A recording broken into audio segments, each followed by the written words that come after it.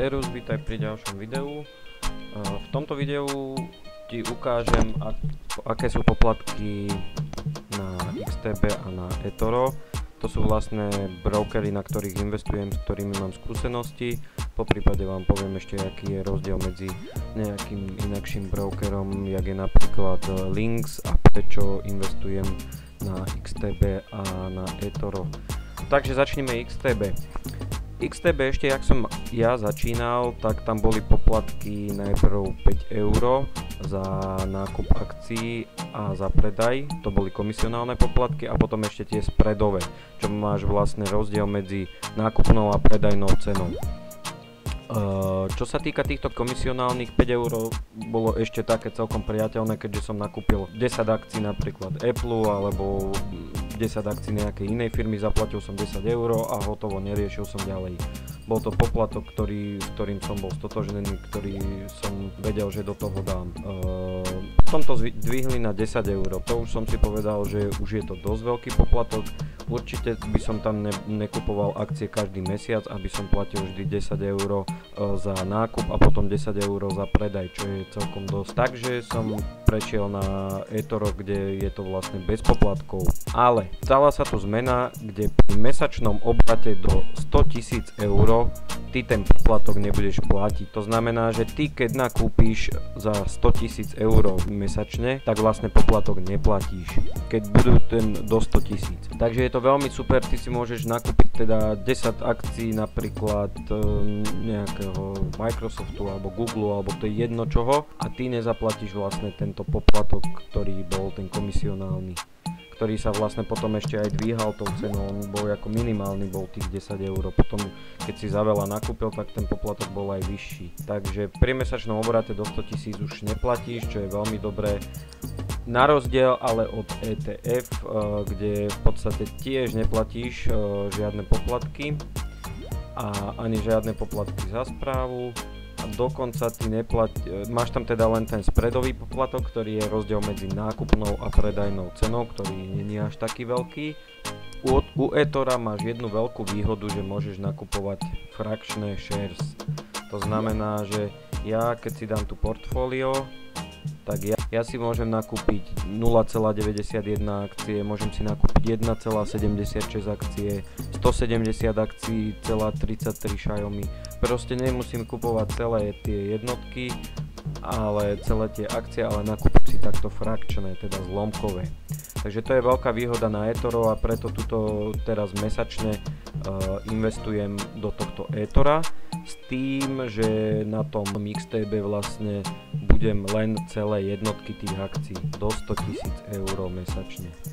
Takže je to veľký krok toto pre XTBčko, je to super, pretože tie poplatky ozaj boli veľké a neoplatilo sa to tým menším investorom. Keď je veľký investor, ten zaplatí veľa aj viacej aj pri tých poplatkoch spredových, čo sa týka eTora, takže tam si myslím, že nejaký veľký rozdiel není.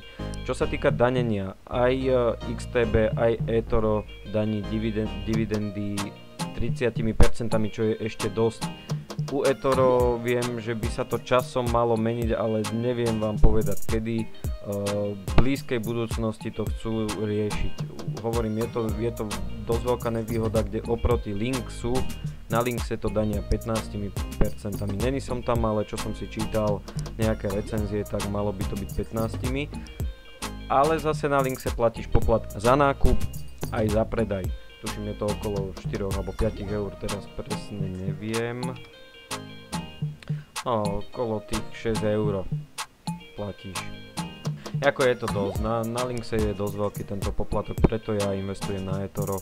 A na eToro není sú žiadne provízie, žiadne prirážky, žiadne poplatky za správu, otvorenie účtu zdarma. Dokonca na eToro existuje aj funkcia Copy Trader, kde vlastne ty môžeš si nájsť nejakého tradera alebo teda obchodníka, ktorý už obchoduje, a ty dáš kopírovať jeho portfólio. Takže ti otvorí to isté, čo otvorí jemu, s tým, že toľko peňazí, koľko do toho dáš, tak za také množstvo ti to otvorí. Ja toto nevyužívam, ja si investujem sám a zatváram si akcie, kedy chcem, aj otváram. Čo sa týka ešte zdaňovania, by som vám povedal, že keďže vám to eToro a XTB bude daniť tie dividendy 30%, tak vy už to na Slovensku daniť nemusíte. V daňovom priznaní by sa to malo objaviť, ale daň už vlastne znovu neplatíte. Čo sa týka uzavretia a otvorenia akcií, tak do 500 € by malo byť, že na Slovensku sa daň z toho neplatí zo zisku, do 500 €, keď máte zisk, alebo keď už rok držíte akciu, vyše roka, tak vlastne daň zo zisku z tej akcie, ktorú uzatvoríte, neplatíte. To znamená, držím akciu napríklad Xiaomi dlhšie ako rok, tak ju môžem zatvoriť so ziskom aj väčším ako 500 €, alebo teda ten môj zisk celkový môže byť väčší ako 500 € a tu daň platiť nebudem. Ďalší poplatok je ešte taký zaujímavý pri výbere. Pri XTB pri výbere vlastne neplatím poplatok žiadny. Keď to neviem, či je bankový prevod alebo kartou, ale viem, že ja pri výbere som neplatil žiadny poplatok. Pri eToro bolo $25, ale teraz to znížili na $5. Keď máš účet menší, tuším ako 25 alebo 30 000. To znamená, že výber peňazí zahrnuje poplatek $5, no, takže $5 poplatok, keď vyberáte. Tak to by bolo všetko z tohto videa. Ja najradšej na XTB obchodujem akcie, teda tie rastové, kde tie dividendy moc netočím, keďže musíš tam kupovať celé tie akcie. Na eToro nazbieram $50 a kúpim akciu, ktorá sa oplatí a točím to tam naspäť. Ak sa ti video ľúbilo, daj like, poprípade zdieľaj toto video, ak nemáš odber, daj odber. A ešte raz ďakujem a vidíme sa pri ďalšom videu. Čau.